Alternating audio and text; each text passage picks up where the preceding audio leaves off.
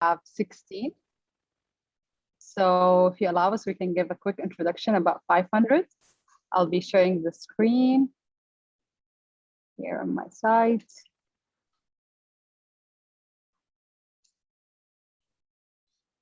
You can see my screen. We're good to go. Okay, we'll give a very quick 5-minute intro over 500 and what we're doing here. And thank you so much for attending, everyone. So just to give a quick introduction, my name is Bayan Al-Ghamdi. I'm the program manager for Sanabil 500. I have my colleague here, Adif Rajhi, Adif. And we have a great program of the team that they're not online, but we're always there to support you. We'll just give a very quick intro over 500. And I think everyone knows that we are the #1 most active VC globally, with outreach to more than 80 countries with 23 unicorns. We have supported more than 5,000 founders across all over the world. For Sanabil 500, we are the most active in the MENA region, more than $30 million invested in the MENA with 14 companies outreach. 53 companies have been accelerated. I think most of you know them over the 9 years period. Last application, which is the last batch, we have received more than 520 applications with 22% acceptance rate. We have welcomed amazing 14 companies that we will be announcing very soon, and stay tuned for that. From Saudi, from the MENA region, in different sectors and industry, in fintech, softwares, and real estate and all.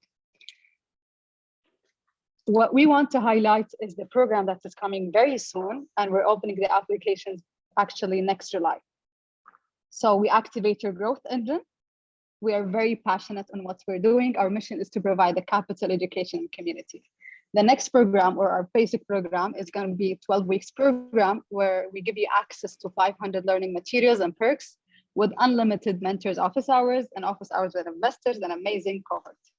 The program schedule, or the program structure, is basically split into these 3 models. The 12 weeks will be starting with the fundamentals of growth, and then growth weeks where you focus on your business and experiment and do iteration to your model. The last model is finance and fundraising and focusing on pitch prep and pitching to investors. A lifetime ongoing support will be there for you as 500, with an access to all of our mentors, database, perks, and everything that's to make sure that your venture or companies are succeeding. The program is going to start by end of September, 26th of September, and will continue to mid-December. So I encourage you all to apply very soon, opening the application July 1st, and hope to see you among the next unicorns, inshallah. Without further ado, I would like to welcome our amazing venture partner 500, Drop. So I think people are here to listen to you. So let's start. All right. First, welcome everyone. While I'm setting up the screen, I have a quick question for you. Tell me a little bit about what you are. Are you a VC? Are you an entrepreneur? In the chat window, open it up and just type one word, entrepreneur, VC. Tell me a little bit about what area you're in, please. This will help me tune this presentation to make sure it meets your needs. VC and entrepreneur, founder, entrepreneur. Yeah, that word entrepreneur is kind of long. I think maybe next time I'll just say founder for the next one. Okay, great. We have a few people here. Founder. Okay, a few VCs, but mostly it looks like founders. We'll primarily stay focused on that then. Next, if you are a founder, tell me a little bit about where you are with your company yet. Is it just thinking about it? Have you founded it? Are you pre-revenue? Are you post-revenue? Just to get a feel so I can tune the presentation to better meet your need. Growth phase, post-revenue, incorporated idea stage. Okay, a little bit early, a little bit post-revenue, pre-revenue. All right, so it's a little bit of a mix. As I go through this presentation though, I'll be splitting or calling out things specifically that might be slightly different between those 2 phases.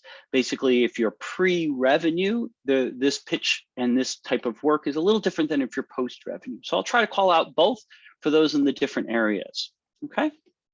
Launching next week, well, almost there. Let's start off with what you're here to accomplish.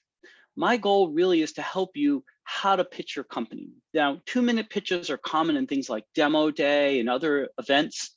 This is what we're going to talk about today is specifically designed for a demo day. It can be used also for things like elevator pitching. There's a slight modification to it for that. This is not designed for a 30-minute meeting. That's a different type of format. So I want to be careful as to what this tool is for. This is just really for those type of demo day pitches, okay? So I have my first question to you. And now that you've learned how to use the chat, what do you think a pitch is for? What's the goal of a pitch? Is it to get an investment? Is it to get a meeting? Is it to purely for entertainment? What do you think the goal of a 2-minute pitch on demo day is? In the chat, just a 1-word or a quick answer. What do you think the goal is? Fundraising to raise interest. Okay, good. Arouse interest. Good, good. Get attention. Okay. Get someone interested in a meeting, open a dialogue. Good. These are all good answers. The primary reason, the primary purpose of a pitch is to get a meeting. One of the misconceptions is that pitches are for fundraising, but you cannot fundraise in 2 minutes. Most VCs or investors can't get enough information in that period of time. So if you try to share all this information to try to get an investment in 2 minutes, it's too much information. And so they really can't proceed. Your goal of a pitch is to get them excited enough that they think you're worth their time to meet with.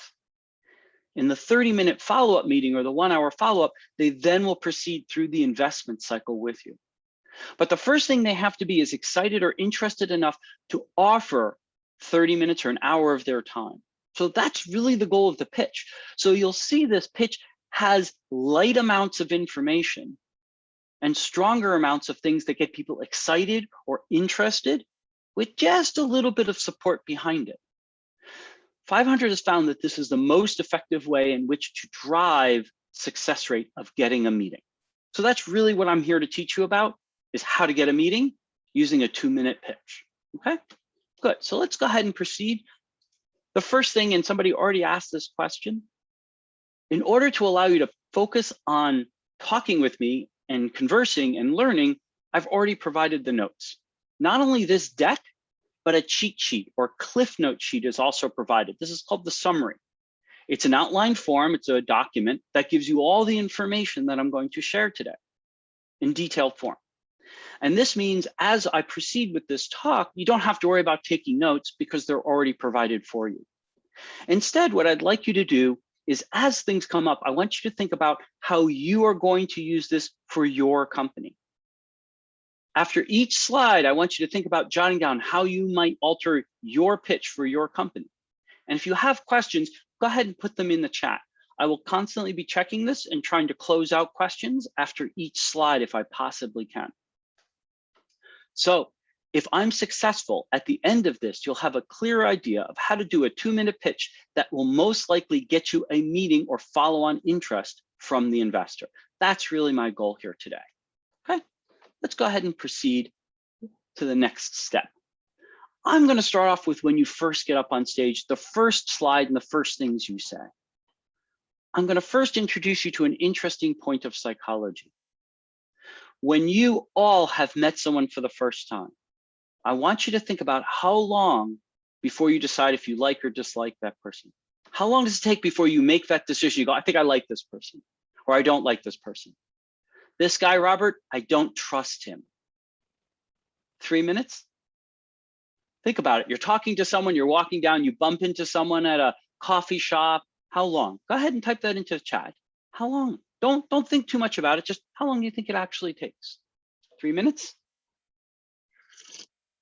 Others, 3, I don't know what that other word is, but I see 3, 1 minute, 1 minute, 3 seconds, 1 second. Wow, somebody's very fast. 1 second, that is quite fast. So let me offer you how the brain works. In the first 3 seconds of when you meet someone, the brain is going to decide if it's a friend or foe. It doesn't have any real fine points on it, just decides if this is good or bad. That's that first few seconds. That's a defense mechanism. And you'll notice when you first meet someone, there's an instinctive reaction in the first few seconds. After that, the brain, if it decides this person is not a threat, gives 30 seconds of attention, 30 seconds. And then after that, it draws another conclusion. So when I first meet someone, the first few seconds, friend, foe, okay, they're not going to harm me. So I then have about 30 seconds of attention. After 30 seconds, the brain decides if this is valid, if this is reasonable, if this is, it doesn't make a fine distinction, but it decides if it's a positive or a negative experience. This creates something called data bias.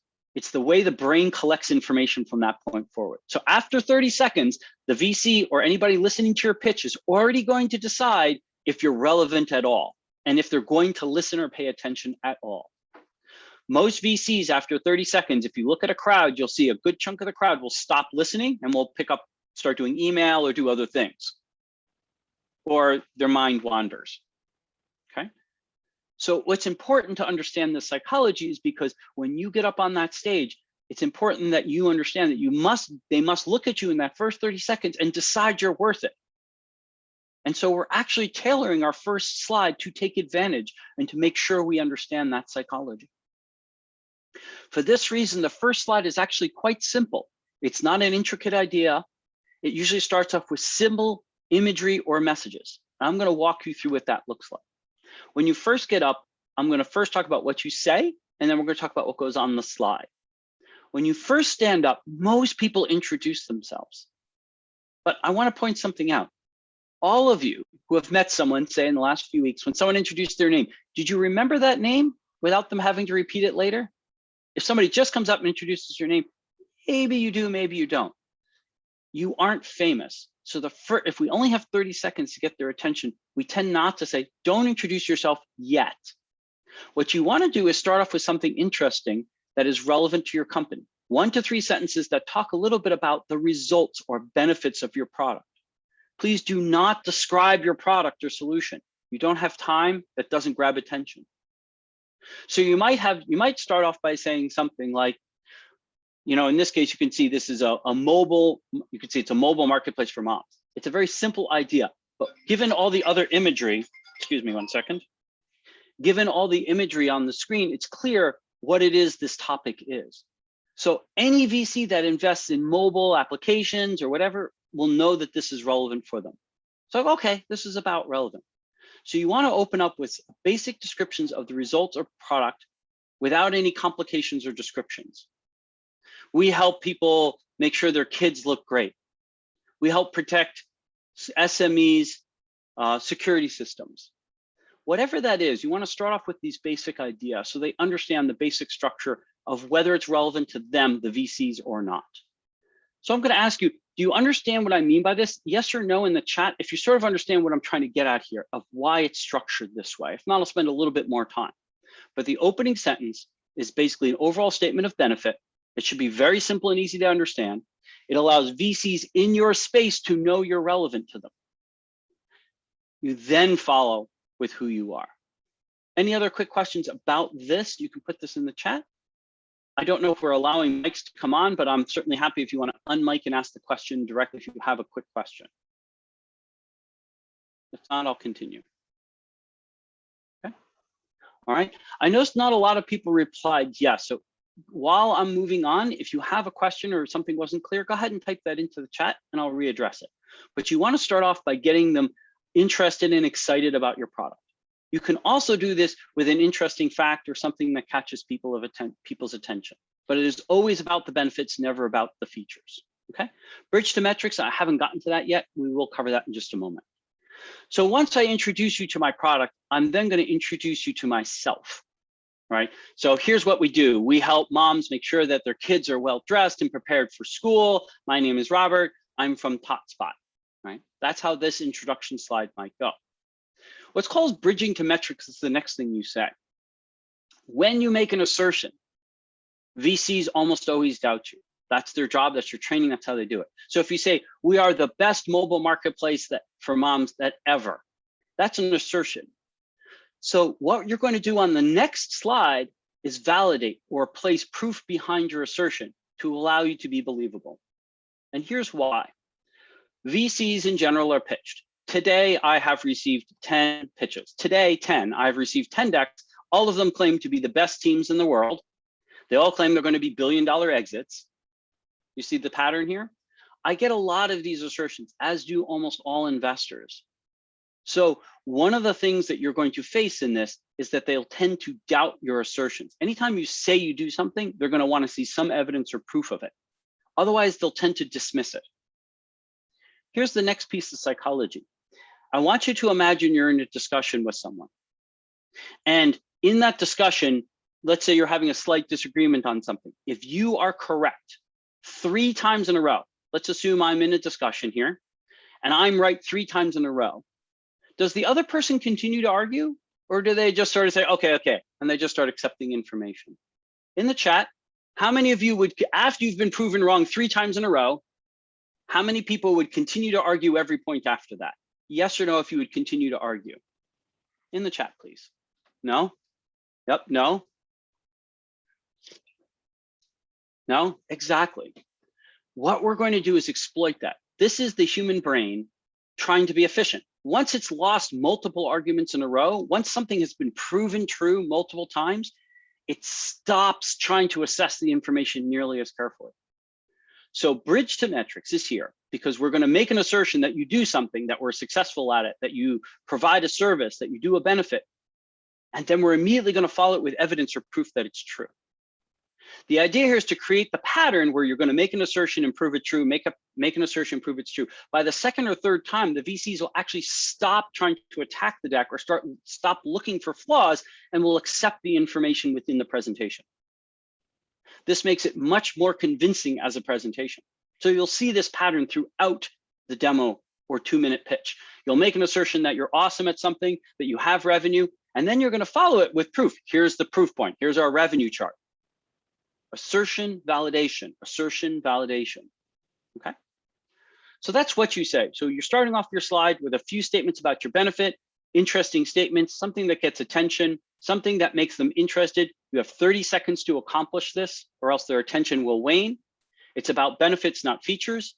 And then you're going to move to transition to the second slide, which will be providing evidence or validation of your assertions. You introduce yourself along the way. As for what to put on the slide, we're not talking about what to physically put on the slide. I'm going to talk a little bit about this. You generally always put your logo, obviously your company name, a simple tagline with 7 words or less. Okay, next question. Why 7 words? Anybody want to guess why I really want you to limit to how many words you're going to put here? Anybody want to guess 7?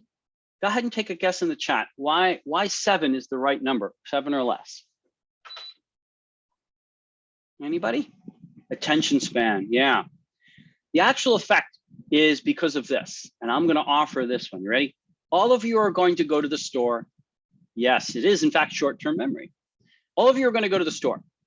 I want you to imagine this. I'm going to give you a list of 7 random items, 7 random items to remember. And I'm going to send you to the store. An hour or 2 later, you arrive at the store. You didn't write them down. You didn't write it down. You just arrived. How many of those 7 items do you think you're going to actually remember? How many of those 7 items in the chat? How many of those 7 items do you think you're actually going to remember? All 7, 4, 5, 3 to 5. Okay, 3. Yeah, the short-term memory stores approximately 7 items plus or minus 2. That means between 5 and 9 items is the average human short-term memory. Here's the thing though, it takes the full memory capacity to retain those 7 items. So if I ask most people to remember 7 items, if I distract them with another task, they'll forget at least 1 or 2 of those items. Why is this so important? Is because you need to create a simple enough structure in this tagline that throughout the presentation, they can retain the information of the tagline. If it's large and complicated, they simply won't retain it. It's simply lost. You haven't established that you're important enough for them to consider and think very carefully about it. 7 is interesting because there's small filler words, A, 4, and all these other words, they're mostly lost. People don't store that. They're just storing this. You'll notice this one only really has 3 key words, mobile, marketplace, and mom. So that's small enough for their brain to retain the information even while you're continuing to present. And therefore, it's useful as a tagline. Taglines need to be small enough and easy to retain. There's something called chunking, which is a more advanced trick. I'm not going to cover that today. But for now, I want you to think really simple. They need to be benefits-based, not product. They should not be technology or about what you do. They should be about the results or benefit the end customer gets. Those are much easier to retain and remember. And so that's really what you're focused on these taglines and on this initial slide. going to pause. Is there any questions? If you do, type them into the chat, or you're allowed, if you can unmic, you're welcome to unmic and ask a quick question about the opening slide on what you say and what goes on it.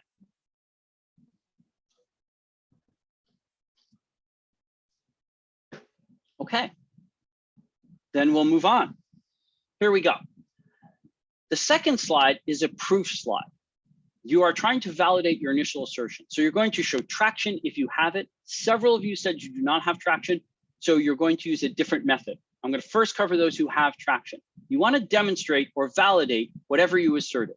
If on the beginning slide you asserted that your great solutions for mom to get clothing, you should be talking about the revenue generated from the clothing. This needs to tie to the original slide and assertions. Whatever you said on the first slide, this should prove or validate those first statements. Try to use standard metrics. Do not use complicated or custom metrics. VCs will tend to ignore them. They assume that they're invalid. So as much as possible, using things that are close to revenue or close to profit.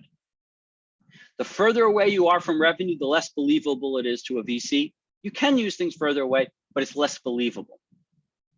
Try to make this consistent with what you've talked about on your first slide. If you're talking about solving problems for moms getting clothing, make sure as you talk about your traction, it relates to that same story about why mothers are willing to pay extra money to get the right clothing for their kids because they don't want them embarrassed in school because they're improperly dressed. Make sure the story is consistent and the proof points are applied behind the initial assertions. Okay, so that's what you're going to say here. What goes on the slide, on the second slide, is a simple graph, left to right, up and to the right if you possibly can, 3 metrics or less. Keep it fairly simple, as much as you can towards revenue if you have traction. For those of you who do not have traction, if you do not have metrics, what you're going to do is create something called compelling story. A compelling story is a story about an event or the world of which the VC perceives as an inevitable thing, which generates a profit potential of which you are uniquely qualified to solve. So for example, if I am a battery company, I produce batteries for electric vehicles, and I have no traction, I have no revenue. This slide might talk about the partnerships I have, because that's as much validation as I have. I'm signing with these partners, but I would most likely talk about the fact that the entire world is converting from gas to electric vehicles, and so there'll be a huge market. Does that make sense? So the second part to this is if you do not have traction metrics, you will provide evidence to support it that is a vision or compelling idea of the future, of which you are in position to be profitable from. Okay. Yes, the question about providing it, I actually mentioned that earlier in the presentation. There was a link provided in the very beginning that provides you a link to the notes and the presentation, and I'll leave it to the team, the MENA team, to figure out how they want to distribute aside from that. Okay, good. So any questions on what goes on traction here? Questions here? If not, I'm going to go ahead and continue. Okay, so let's start off. So you're making an initial assertion. You're making an initial assertion of benefits on your first slide, right? You say, we're really good at this. We're accomplishing this. You then go on and provide validation or proof, which is either traction or a compelling story about where the world is going and how you fit in this. Okay, next. The third thing you're going to accomplish is talk about problem or solution. When you talk about problem solution, this is an important facet, and the idea is called contrast. Should break-even assumptions be added? No, break-evens are not actually part of traction. What I care about under traction is revenue growth rate. For a VC, the single most important thing is your growth rate, not even your revenue. I know that sounds a little different. So break-even is not that relevant for most of them. They will talk to you about that in the meeting though. So let me explain why. Actually, I'm going to pause. I'm going to go back. Why is growth rate the most important number on this slide? Okay. Why are we talking a little bit about growth rate? Why do I say so? Anybody want to take a guess? And I'll address the other question in just a minute. Why is growth rate the most important thing? Anybody want to take a guess?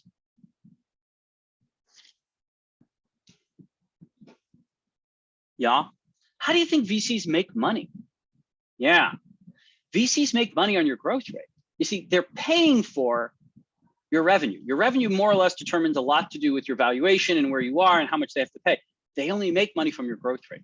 That's their potential, their upside, their return on their investment is primarily your growth rate. So the single most important thing to them is thinking about how you're going to grow.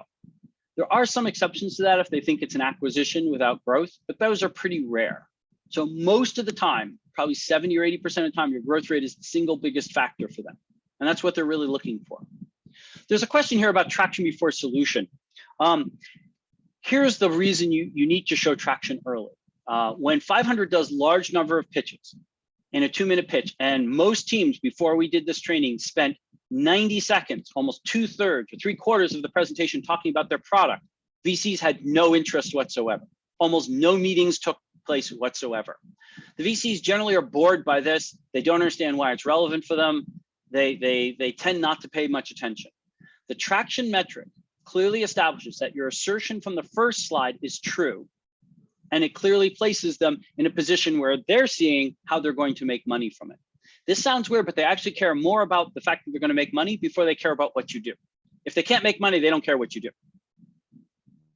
So we actually at 500 have found that it's much more relevant to make sure they're clear the general idea of what you do. That's what that first slide is for. Followed immediately by some idea of where you are, your traction, to see if it's relevant for them before they will listen carefully for your product and solution. If you start off with product solution, very few VCs will listen to you. They simply won't. Does this make sense as to who asked this question? I'm sorry, I don't know how to pronounce your name. Tawfeeg. I'm sorry, I don't know how to pronounce that. Did that answer your question as to why we do it this way? While you're catching that, I'm going to talk about vanity metrics. Be very careful about vanity metrics. Well-trained VCs consider it a negative, meaning you're worse off for having presented them because they realize that means you probably don't have a real metric. Less trained VCs will accept them. Good. Less trained VCs will accept vanity metrics. We train people to work with more, shall we say, well-trained VCs, so we tend to avoid vanity metrics. Here is when they're relevant. If you're just starting and your company is super, super early, let's say you haven't launched a product yet, you did a market test. You just tested to see if you get people to sign up, and you got 10,000 people to sign up. At that moment, that's not a vanity metric. That clearly showed progress, that shows demand. Same company, 2 years later, it's generating $1 million of revenue. And you say, and we launched last week and we had 50,000 people on our wait list. Now it's irrelevant. Vanity metrics are mostly about the comparison of the metric to the position of the company. They're not highly tied to what is relevant to the investor at that moment for your company. That's why they're called vanity. So I want to be careful. One company's vanity is not a next company's vanity. So the way I'll phrase it is, the closer you can get to revenue is the most valuable metric. If you're more than 3 or 4 steps away from revenue, then you're probably in vanity. Does this make sense as to how to define vanity, Omar? I think it is. Does that make sense? Give it a quick thing. If not, go ahead and phrase back the question. The quick check mark on vanity says, if you can possibly do revenue, do revenue. If you can't do one-off from revenue, do that. If you're more than 2 steps from that, you're probably in the vanity category, except if your company is really, really, really early, in which case that's all the metric you have. So that's all you can present. Okay, good. All right. So initial idea, validation, problem solution. When you talk about the problem, I want you to think about the fact that you should give me a problem that is a large problem, expensive problem. It should be clear who the customer is. You should be able to uniquely solve it. Uniquely, that's the big one, uniquely. That's the one that most presenters miss. This is actually how you define the value of the company. The VCs will define how valuable and how interesting you are highly based on how you define the problem. Why? Because that to them is the market size, and the potential for you to win that market.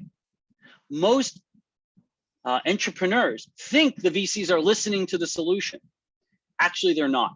They're actually listening to the problem much more than the solution, because that defines the market for them. Let me give you an example of what I mean. I'm going to describe a problem to you. And I'm gonna just pick, let's do payroll. I'm working with a company in the Middle East that does some payroll. I'm gonna describe the problem. I said, the problem is companies in the Middle East are constantly being badgered by the government. They can't get the forms right because it's really complicated. It costs them a lot of time, a lot of money, and it's tens of thousands of dollars a year in penalties. We solve this in a very simple way by providing, we integrate with all the government agencies and we provide a simple solution for that. What's important about my problem description is this. The listener thinks that's a big market. The listener thinks this team might be able to solve that problem in a unique way. I describe the problem in such a way, by either describing the customer or the situation, such that the listener cannot imagine many other companies solving the problem. So if the VC hears the problem and goes, oh yeah, Salesforce could do that, that's not valuable for them to invest. They'll dismiss you. So it has to be unique. And it can't be what they call trivial, which means, oh yeah, that could easily be written, or that could be solved by 100 companies if they wanted to. Okay. So the goal is actually to describe the problem in this unique way that makes it look very valuable, is how the VCs will decide they can make money from you, which is why they're going to follow up with you. Yes or no, tell me if that makes sense as to the fact that we're really focused much more on the problem than the solution here. If you would, yes, yes, okay, good, that makes sense. Lastly, I want to introduce you to a concept called contrast. The human brain does not draw conclusions based on absolutes, it bases it based on contrast. If I want to know how valuable something is, I compare it to something else. If I want to decide how valuable and interesting your company is, I compare your solution to the problem presented. Okay. Let's give a simple example of this. This mug, here we go, this mug. I'm gonna give it to you, you ready?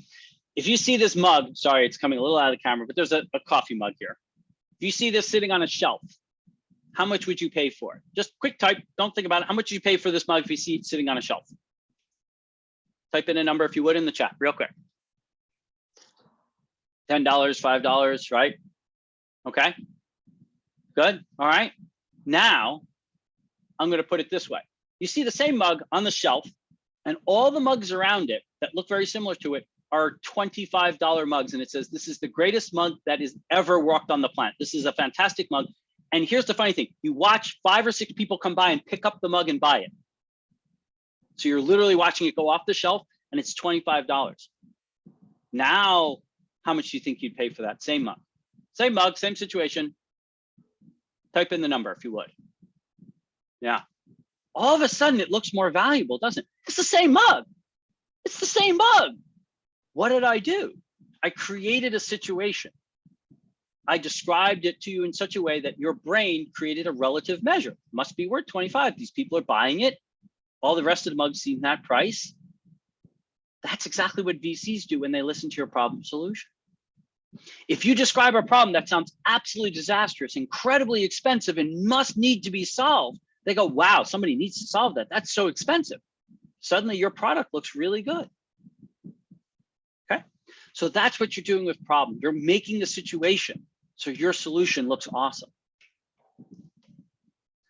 As to what you put on the slide, there's a bunch of stuff, and this is more in the notes. Usually these are simple graphics, illustrations, anything that helps them understand the point. Human faces work pretty well. They get attention, but not too much, only if they're relevant. Interestingly enough, I say avoid screenshots. Most people put screenshots, but there's too much detail. So the VC ends up trying to read the detail and they stop listening. Think about the fact that this slide should be easily understandable in a minute or so. So keep away all the complexity. Like my description of the mug, you want to describe the results, the end, not all the little details along the way. So that's the problem solution, and these are done in sequence. Oops. Once you complete this, now I'm going to give you a quick summary. You've opened up with the basic statement of what you do, right? You've added a little bit of validation, some traction, or a compelling story of why this market is really valuable. You've described this terrible problem that needs to be solved, and you've provided that you have this unique, great solution to it. You've probably provided some graphics or some support. At this point, you need to add a little bit more support or validation. You've made the assertion in your solution that you solve the problem. Now you need to add support for that. And that's what the next slide is. You want to figure out a way for the listener to be convinced that your solution is meeting that need. This could be people you signed up with. This could be additional metrics, anything that helps them believe that what you just said is true. Back to my earlier statement, I said, you want to make an assertion and validate, assertion, validate. By the third or fourth time, the VCs just accept the presentation. This is the validation part. Validate your solution is working. People are signing up. You want some nice quotes here. Oftentimes there's a picture of somebody, their title, their name, and a quote from them saying, this product was awesome. It really solved my problem. I saved lots of money. That sort of thing goes here. Logos for companies you're working with. If you have renewals, oftentimes people talk about renewal rates and other things like that on this slide. This is additional validation, okay? Questions about this slide? I'm gonna pause before I move on to the next piece. Okay. All right, you guys are quiet. So I'm just gonna say, if you object to this, you owe me $500,000 each, unless you type the word no into the chat in the next 30 seconds. See how many people are paying attention. Okay, at least we have at least two people are paying attention. Yes, you can get the slides. The slides will be provided. All right. Or at least you're listening. At least you're listening. Okay, here we go. So now we provided the validation. Let's go on to the next phase. Team slide is almost always followed. There are some exceptions to this. So what's interesting about a team slide is this. The first is I want you to put clear pictures of yourselves and your founding members, not a large group shot, you and your founding members. This is actually important for two reasons. If they bump into you at an event, assuming events start again, they need to be able to see who you are and recognize you so they can find you. That's actually one. The second is oftentimes they'll go to LinkedIn or other platforms to do research on you. Try to have a consistent picture between here, LinkedIn, or other platforms so they know they found the right person. In the United States, there are several people with the same name. So oftentimes they're looking at the picture to see if it's the same person or the right person.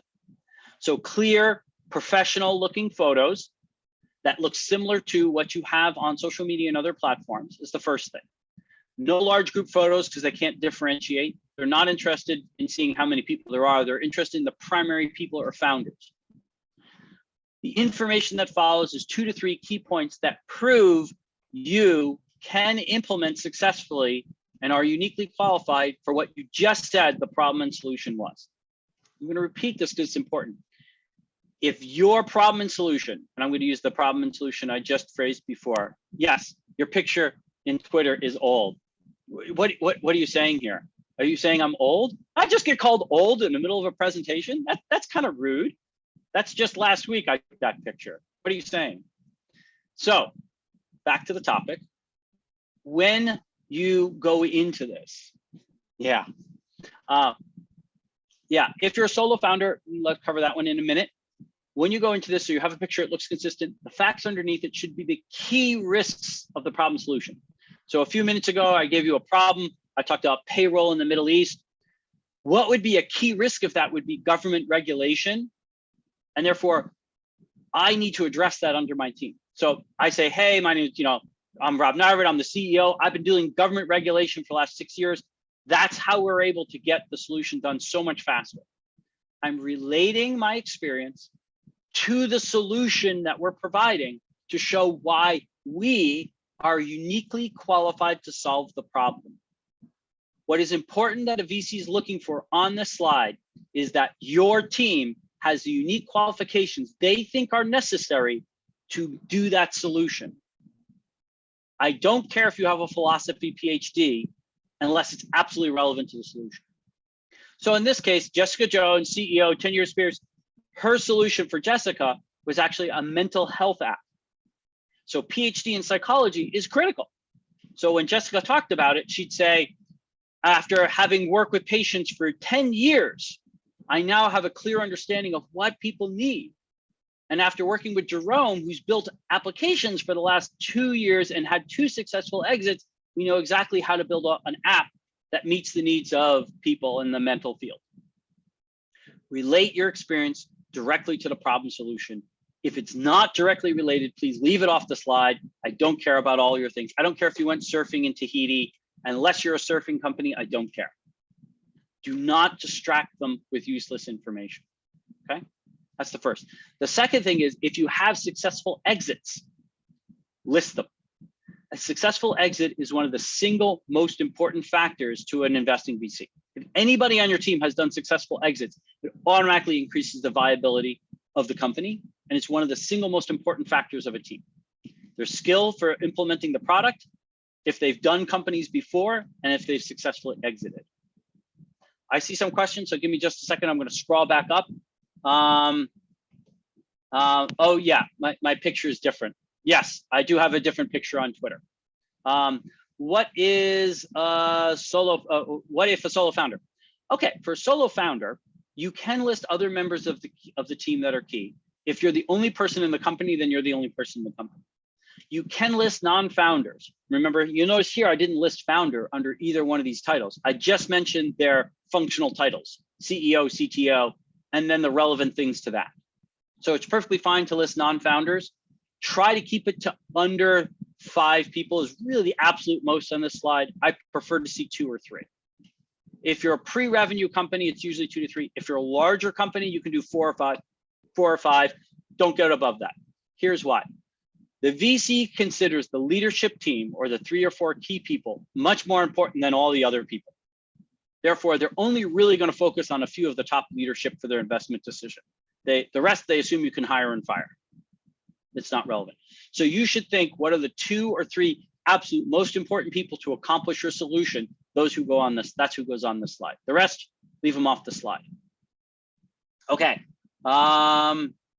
If I am a university graduate building my startup, what written will be attractive to VC? Okay, if you're a university graduate, I'm assuming what you mean is you just graduated and you don't have work experience. So your experience is in the field of expertise. So you definitely would say things like, years of experience in this area, I've built this solution before, I've got an education in this field. You work with what you have. I do encourage you, though, if you're a fresh graduate, to find a co-founder who has experience, who has built a startup before, who has done an exit before. That will really help mitigate the problem. Fresh graduates are very risky to VCs. They have lower success rates than people with experience, so they'll tend to shun them more. There's a few exceptions to that, but they do tend to get shunned more, and therefore look for an experienced co-founder or early employee that you might be able to bring on to manage that. CTO isn't full stack and hasn't been the primary software engineer. Not necessarily. This is the question about the CTO. Full stack, first of all, most engineers know full stack is BS. There's no such real, it really doesn't have any real meaning. I'm going to offer a different statement to you. As long as your CTO has experience in building what you've built, that's positive, list that. If they've done any work in the past in this area, mention that. Do with what you can. They don't have to have full stack. They don't have to have anything.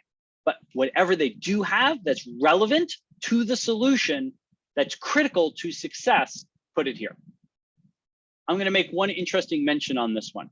Let's assume you're building a mobile app like we did in the very beginning for moms to get their children clothing. Is the CTO really critical? Probably not. CTO needs to be on the slide and be mentioned, but the VCs are going to think building mobile app software that's a simple marketplace is not that hard. What's really hard is the marketing. They're going to be much more concerned with the marketing in that case than they are with the technology. You still list the CTO, you still say, hey, he's got experience, he's built apps before, but they're going to look much more carefully at your marketing person than your technology person. Okay? Does that make sense? Other questions here? If not, I'll go on to the last bits. Okay. I do see some people are typing into Q&A. I tend to use the chat. I find it a little easier. I apologize if you put it in the Q&A, please just type it into the chat. Roland, yes, if you type it into the chat, I don't open the Q&A. I don't have enough space on all my screens for so many. How much does it weigh if they manage a company that's still around? Okay, that's good. So let me give you some quick things the way VCs see the world. Anybody who's at least started a company before, even if it failed, means they've spent somebody else's money to do a bunch of learning. that's still to their advantage. If you started a company that was successful, that's even more to their advantage. It proves you know what you're doing. If you started a company that was successful and it exited, that's even more to their advantage. So that's the tiering. Zero experience, done a startup that failed, done a startup that's successful at some level, done a startup that exited. Those are the tierings. As far up the tiering as you can get, that's great. Many companies get funded without any experienced person on the team, but it is harder to get funding. Okay, hang on, there's a bunch of questions. Let me scroll up. How much does William manage the company? It's still around. I think I answered that question from Roland. If not, Roland, retype me, clarified question. Who are the GC angel investors and VCs who invest, GC angel investors and VCs who invest in tech startups pre-money? Okay, Gulf, GCC, I assume that abbreviation is GCC, Gulf Coast. I'm gonna pause. That's not a question I'm gonna be able to answer. I'm not the best person for that question. There are better people at 500 who can answer who are the angels and investors in your local region. So I'm gonna pause that question and maybe we'll try to get to it at the end if we have time, okay? What about 3 unsuccessful companies? That's okay. I've got 3 unsuccessful companies. Ain't nothing wrong with it. No discrimination against unsuccessful companies here. Here's what I want you to do though. Think about a positive way to describe them. He's done 3 companies in the past. He's learned how to do this. He's built up this. Look for some positives that came from the unsuccessful companies.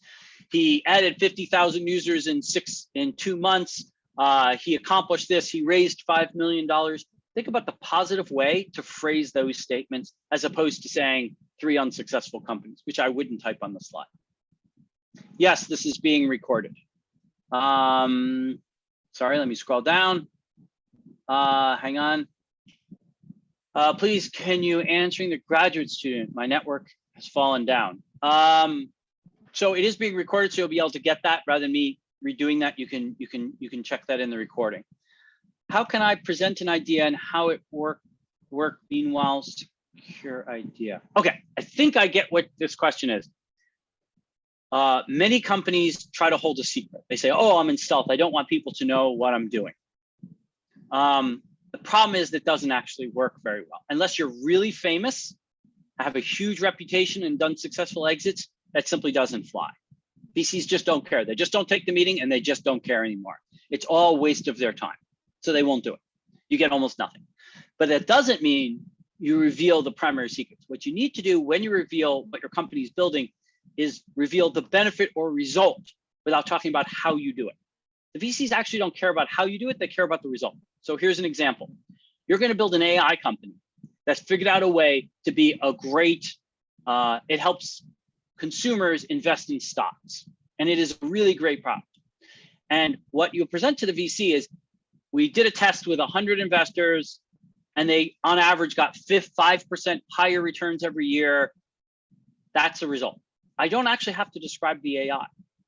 So when you want to stay in stealth, the idea is to describe the result without revealing how you accomplished it.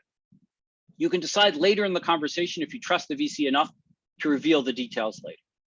So if you're good at describing benefit, you can avoid that problem. But if you want to try to say, well, we're in stealth, I'm not going to tell you what we're doing, you're not going to get anyone to take a meeting. It really just doesn't work. I will tell you a funny note though, for those of you who are stealth. Every single company, I mean 100% of the companies that approached me that said they were stealth and they didn't want to tell me about it, by the time when I did actually find out, I literally, every single one of them, I laughed at them and told them I had 10 of those proposals on my desk and they were probably on the bottom half of it. All of them thought they were such a brilliant idea and it was laughably, I can't explain to you, but there is probably no idea you have that I don't have 10 of those on my desk right now. None of you have a company idea that I don't have 10 of on my desk. I have thousands. The ones who are absolutely convinced it was the most stealthy, the most unique, the most unbelievable were the ones I had the most of. At one point, it became embarrassing. This guy was absolutely sure he was unique approach to whatever it was. And I was literally laughing because I literally pulled up 5 presentations that demonstrated he was by far behind on this. He was stunned. Ideas aren't worth that much. Execution is what's worth it to the VC, not the idea. Okay. Okay, let me just scroll back up. If it works, secure idea. How do you look at Founder's Edge? I don't use Founder's Edge, never used it. Part-time is a minus. Yes. VCs generally will do small amounts, but no significant amounts of money to part-time VCs. And the reason is because you're not bought in. You're not risking anything, so they don't want to risk their money. That's a pretty standard 500, for example, will almost never invest unless the founders are full-time. It's simply too risky. And the reason for that is simple metrics. There's a very high failure rate for part-time founders. Full-time founders, when things get difficult, it's their only option. They'll fight a lot harder to keep the company alive. So a lot of times the VCs are looking for things like persistence and the fact that you're bought into this. If you're part-time, they rarely think you're bought into it. There are exceptions, but generally speaking, part-time is definitely a minus. The accelerators reduce risk. So accelerators can be super useful, especially for younger teams. They train you, they give you lots of things. They give you networks, they give you a lot of the basics. They teach you how to do presentations. They give you pitch training. They can be super useful. After you've done a few companies successfully, generally accelerators aren't very, you usually don't need them, less valuable later on in your career, but super useful in the first time. And I'll point out something interesting. When people normally come into our accelerator, they almost always on the first day tell us they think they know 70% of what they need, and they're here for 30%. At the end of the training program, they realized that they knew 10% and 90% was new information to them that they had no idea ever existed. So be aware you don't know what you don't know. If you're a young entrepreneur, there is enormous amounts of information about how to do everything from growth hacking to finance to hiring. Unless you're really, really expertise and have done this before, accelerators are super useful when you're young, less so after you've done a few companies. From day one, they don't care if it's day one, but you better be full-time when you're fundraising. How can make traction in idea stage? Oh, so traction doesn't actually have to be revenue. Let's give an example. If I have an idea, I'm going to go out and see if I can get people to sign up on a wait list. I'm going to pose a fake web page and see how many people will click subscription. If I can spend $50 and get 1,000 people to sign up for something that doesn't even exist, that's validation, that's traction.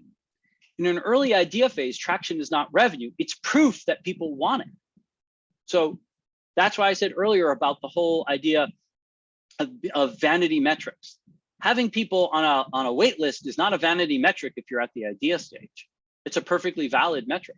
It demonstrates people want to sign up. What's more important is how much effort it took. If I say in 3 days, I signed up 5,000 people spending $20, that's a much stronger metric than saying I have 3,000 people on a wait list. They have no idea if you spent 10 years getting that.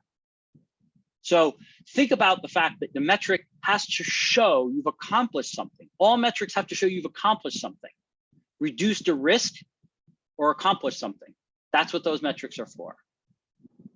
Does that make sense? If not, give me a quick question back.